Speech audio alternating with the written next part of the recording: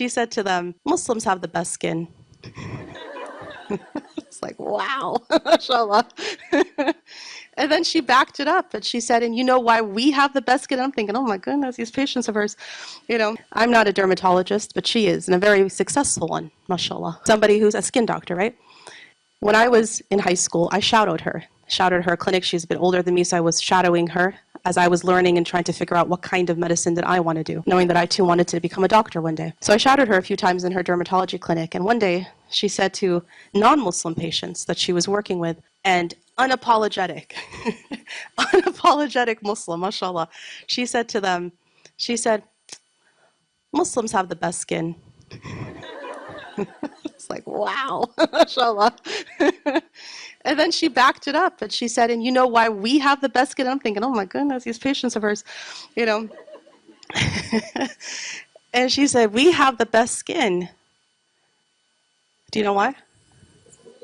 Because we wash our faces 5 times a day. Dear sisters, it's not a judgment, but I'm just saying, the stuff you cake on, that stuff that's caked on, isn't allowing the radiance of what you otherwise have as a mu'min, as a believer, to come through.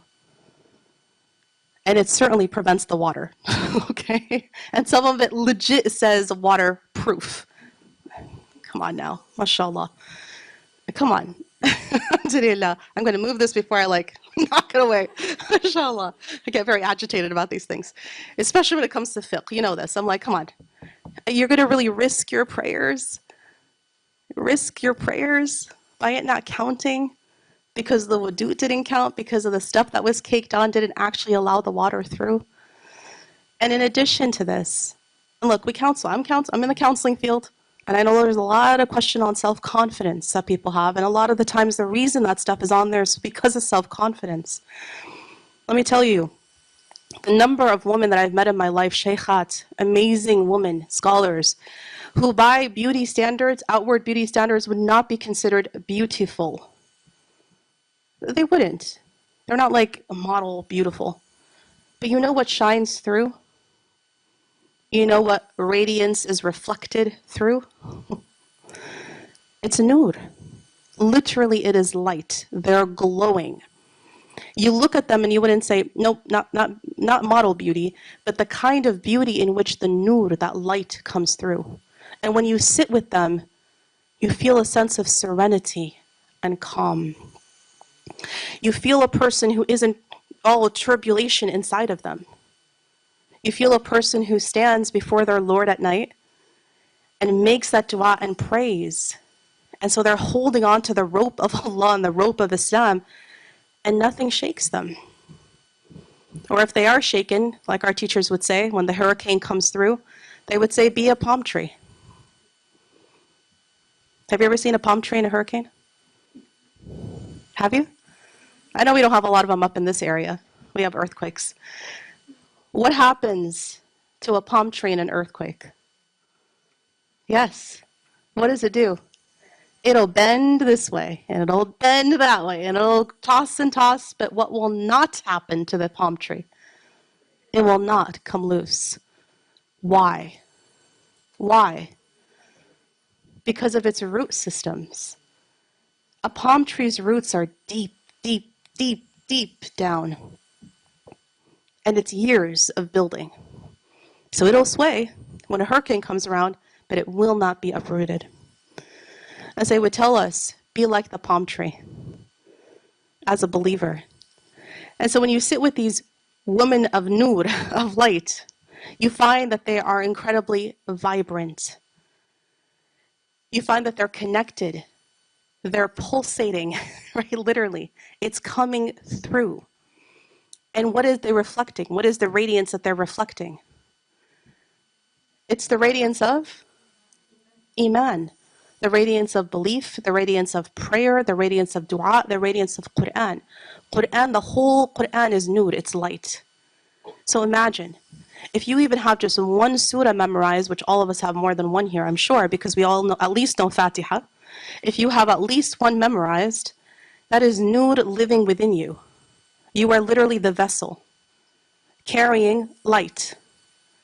And that light is reflected on you. And so when people meet you,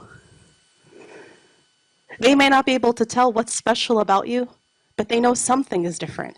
And oftentimes people think, oh, it's the hijab you're wearing. Maybe that's what's different, But it's not. It's more than that. And when they talk with you, they find themselves able to actually have a sense of calm just by talking to you. What is that? It's not you. It's not me. It's not us. It's wallahi, it's not our work.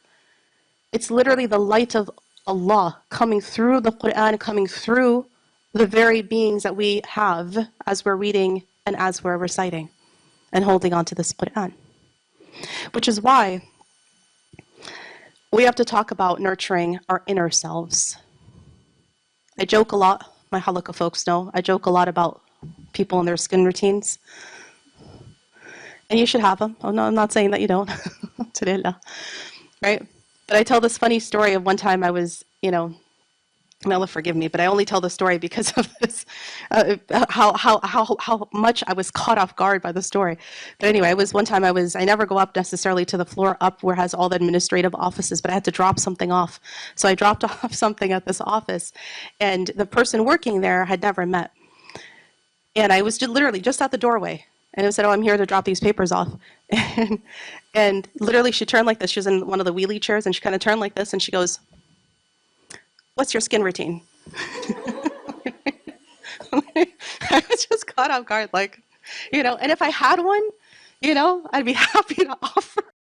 When we focus on the topic of radiance, people immediately think beauty. When they think beauty, they think outward beauty. And I just gave an entire explanation as to why outward beauty is important. But it's not the kind of beauty that we talk about in conventional wisdom. And in fact, conventional wisdom today just does not count anymore. There's a lot of young people here, but also all aged people here, and I'm sure you're on various social media platforms, as I am as well.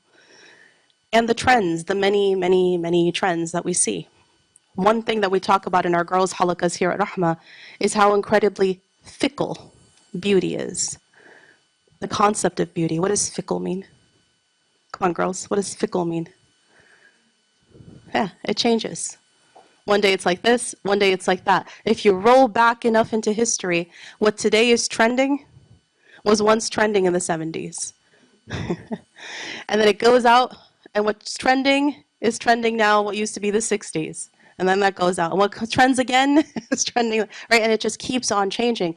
And the majority of the time, who is setting the beauty, outward beauty standards? It's often men in a corporate office somewhere who decide the year before what color is going to be the color of the season. Then everybody buys their purses and clothes according to that. Beauty is fickle, the outer beauty.